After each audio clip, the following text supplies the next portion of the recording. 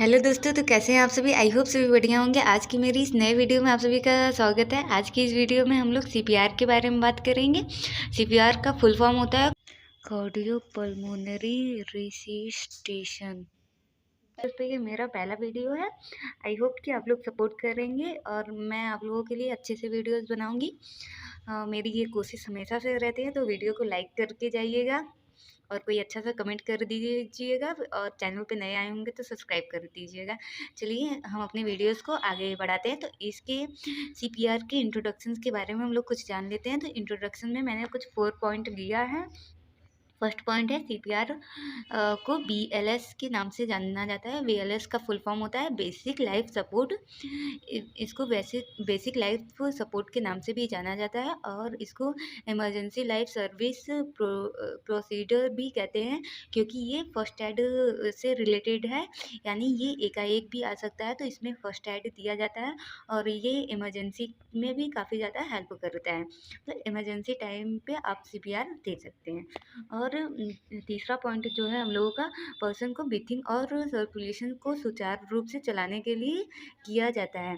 यानी अगर किसी भी व्यक्ति में ब्रीथिंग की प्रॉब्लम है तो उसको उसके बॉडी में सीपीआर दे के हम लोग उसको काफ़ी अच्छी फर्स्ट एड दे सकते हैं। तो अगर आपको अच्छा फर्स्ट एड देना है तो आप लोग सीपीआर का यूज़ कर सकते हैं।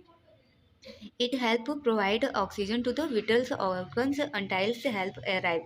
मतलब इसका ये है कि हम इसमें ऑक्सीजन दे सकते हैं, ऑक्सीजन प्रोवाइड कर सकते हैं सीपीआर में।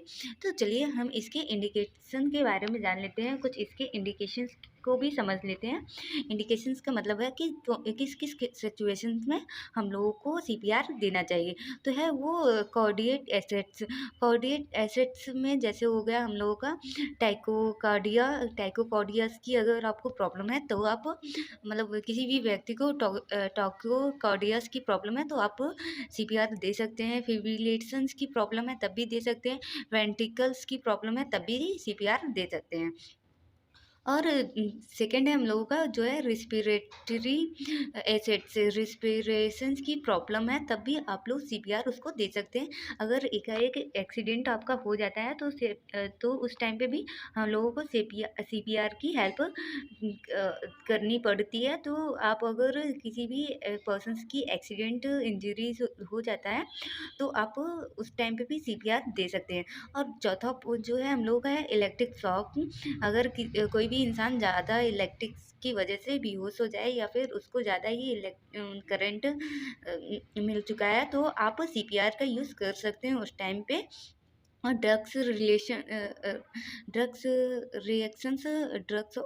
ड्रग्स रिएक्शंस में भी आप लोग इसका यूज़ कर सकते हैं। चलिए दोस्तों, अब हम लोग जान लेते हैं असाइनमेंट ऑफ सीपीआर। असाइनमेंट मतलब किन किन कंडीशंस में सीपीआर देना चाहिए। अब ये तो नहीं है कि सीपीआर अगर मैंने बोल दिया कि सीपीआर आप किसी भी कंडीशंस में दे सकते हैं तो आप तुरंत उसको सीपीआर देने लगे। जो जो भी सिचुएशन बताया गया है आप इसमें सीपीआर दे सकते हैं, लेकिन हाँ कौन सी कंडीशंस हो कि आप लोग सीपीआर दे सकते हैं। तो पहला है हम लोगों का एपनिया। एपनिया की प्रॉब्लम है अगर किसी भी पर्सन के अंदर तो आप लोग सीपीआर दे सकते हैं। दूसरा है अब्सेंस ऑफ पल्स। अगर उसे अब्सेंस ऑफ पल्स है यानी उसका पल्स रेट जो है वो कम है तब आप उसको सीपीआर दे सकते हैं। डिलेटेड पपील्स, यानी आप लोग इस फिगर की हेल्प से आप समझ सकते हैं डिलेटेड पपील्स होते क्या है। तो इसमें हमारी आँख की जो पुतली होती है वो फैल जाती है, उसी को हम लोग डिलेटेड पपील्स कहते हैं। तो उस कंडीशंस में भी आप उस व्यक्ति को सीपीआर दे सकते हैं। अनकॉन्शियस, अगर कोई भी व्यक्ति अपने चेतन में नहीं है, अपने मतलब अपनी होश आवाज़ में नहीं है, तभी आप सीपीआर दे सकते हैं। और ये है कि साइनेसिस एंड फिट्स, साइनेसिस में भी आप लोग सीपीआर दे सकते हैं और फिटनेस में भी सीपीआर दे सकते हैं। चलिए हम कुछ सीपीआर की हेल्प से आप किसी की पेशेंट की जान बचा रहे हैं तो आपको कुछ कंडीशंस फॉलो करने पड़ते हैं। तो चलिए हम कुछ सीक्वेंस के बारे में जान लेते हैं। तो फर्स्ट सीक्वेंस है हम लोगों का डिटरमाइन द अनकॉन्शियस। इसके लिए पेशेंट को टच करें, उसे पूछे कि उसका नाम क्या है। वो ठीक है, अगर मरीज कॉन्शियस है तो वो रिस्पॉन्स करता है और तो उसे सीपीआर की ज़रूरत नहीं होती है।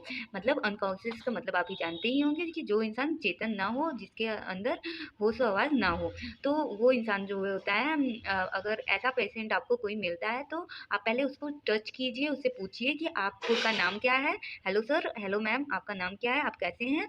अगर वो रिस्पॉन्स करता है, आपको जवाब देता है, तो आप जान जाइए कि उसको सीपीआर की ज़रूरत नहीं है और जल्द से जल्द उसको वो किसी भी गंभीर हालत में है तो उसको आप हॉस्पिटल पहुँचा सकते हैं। और सेकंड है हम लोगों का कि excess pulse for 5 and 10 second, यानी इसका मतलब है पेशेंट की पल्स एक्सेस करते हैं। अगर पल्स महसूस हो रही है तब सीपीआर की ज़रूरत नहीं है, लेकिन पल्स एब्सेंट है तो चेस्ट प्रेस दें।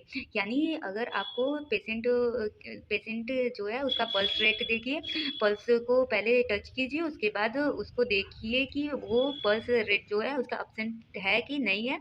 अगर पल्स रेट एब्सेंट है तब उसको चेस्ट कंप्रेशन होता है, वो हम लोगों को ये हॉस्पिटल में मिलता है और हम लोग अपने हाथ से भी दे सकते हैं। वीडियो में आप लोग देख रहे हैं, ऐसे ही पल्स चेस्ट कंप्रेशन किया जाता है, आप लोग ऐसे ही कीजिए। चलिए अब आप आगे जान लेते हैं performance chest compression. Chest compression देने के लिए पर्सन को सबसे पहले खतरे वाली जगह से दूर ले जाना चाहिए। पेशेंट को फॉर्म्स फ्लैट सतह पर स्पाइन्स पोजीशन पे लेटाना चाहिए। यानी इसका मतलब ये है कि चेस्ट कंप्रेस देने के बाद अगर आप कोशिश कीजिए कि अगल बगल ज़्यादा लोग इकट्ठे ना हों और पेशेंट जो हो वो एकदम प्लेन सतह पर लेटा हो और उसकी बॉडी एकदम प्लेन हो, तो इसकी वजह से वो काफ़ी आई जल्दी होप ठीक दोस्तों हो। कि ये वीडियो आप लोगों को पसंद आई हो। पसंद आई होगी तो लाइक कीजिएगा और चैनल पे नए आए होंगे तो सब्सक्राइब कीजिएगा। Thank you for watching.